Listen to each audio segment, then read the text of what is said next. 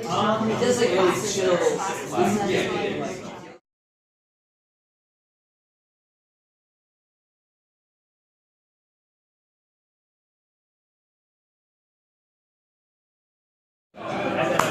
so we're here with Emily from The Hook. Who are you? I'm Emily from The Hook Journal. And what is The Hook? So The Hook is a DIY music magazine, basically, that covers local music. Gotcha. Yeah.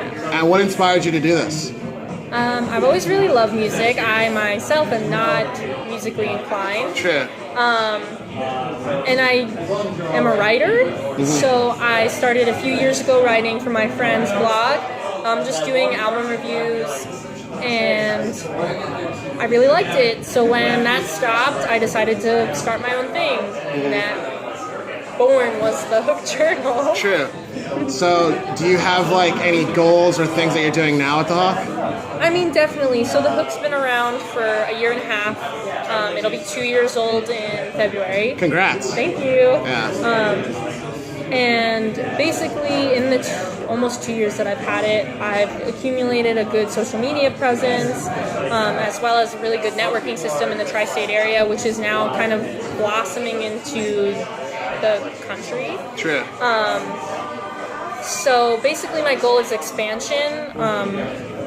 I'm working on expanding without any help, so Sure. It's just myself writing, doing everything for the magazine. Gotcha. And that's really it. I just want to make sure that The Hook stays a magazine dedicated to local music, wherever that Sure. may be.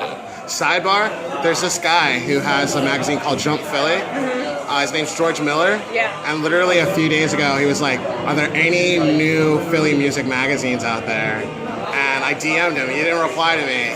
But I should definitely network you the two of them, because like he does print magazines, and like I feel like the both of you guys would definitely like love bouncing ideas on each other. No, I've seen Jump. Yeah. So. He's a very, very cool dude. Yeah.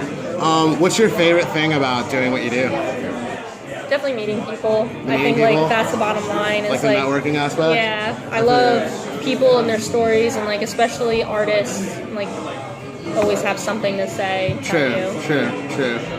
What do you think is like the most humbling aspect of like doing this yourself? Because like as a musician, for me, like it sometimes blows my mind. Like, yo, I remember a time where like I was scared just to put one song out, but like for you, it's not so much about one song. It's about I get to meet different musicians and hear about their stories all the damn time. You know? Yeah, and the thing about that I've always loved about music is it's like a secret that like other people can listen to. True. And like I get to listen to music a lot of the time before anyone else does. Yeah. And like to me that's really like important and special that like I've been given the opportunity to like not judge but have an opinion about someone's work. True. Like they care enough to send it to me and say, hey, what do you think about this? True. Do you feel that like you've definitely developed like a that's that girl, like she's the one to talk to if I got something new coming out?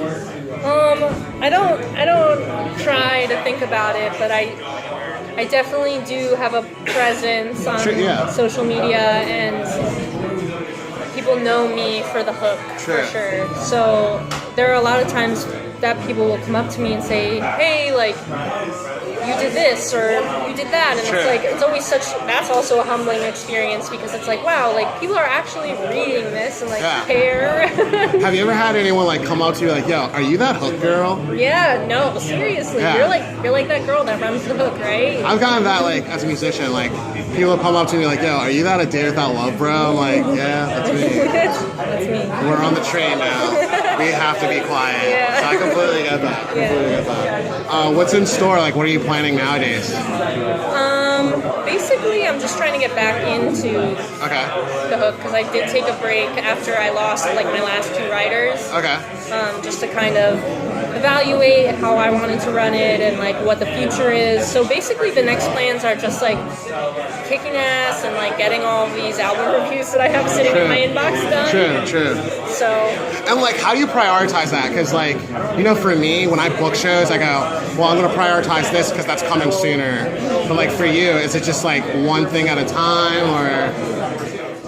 basically, I get so many submissions that the way I do it is just chronologically. So whoever submitted to me first is gonna have priority. Sure. Right now, it's down to a month turnaround time, which seems like a long time, but that's reasonable.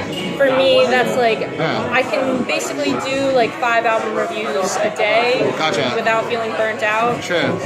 And I can do like 10 album reviews a week. Sure. That's impressive. Yeah. You should owe that to yourself. Seriously.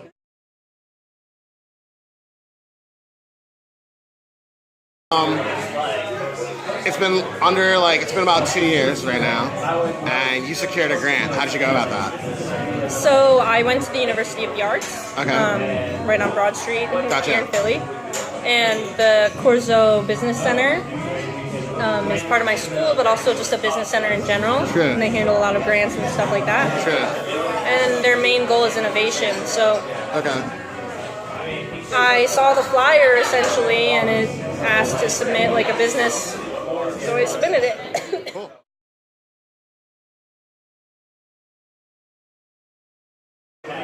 What are some last words you have to say? Because like, just about yourself, the hook, the music scene, even me, it doesn't matter. Last words? Yeah, some last words. No, maybe just... Or something you want to tell someone. Regarding music, that is, Yeah. If you really want to do something, just do it, because there's like literally no limit on anything. Sure. Like, start everything from the ground up. Sure. Just work your way to the We're top. recording this on a cell phone right now. Yeah. So I completely agree with that. Exactly. Well, it's a pleasure meeting you.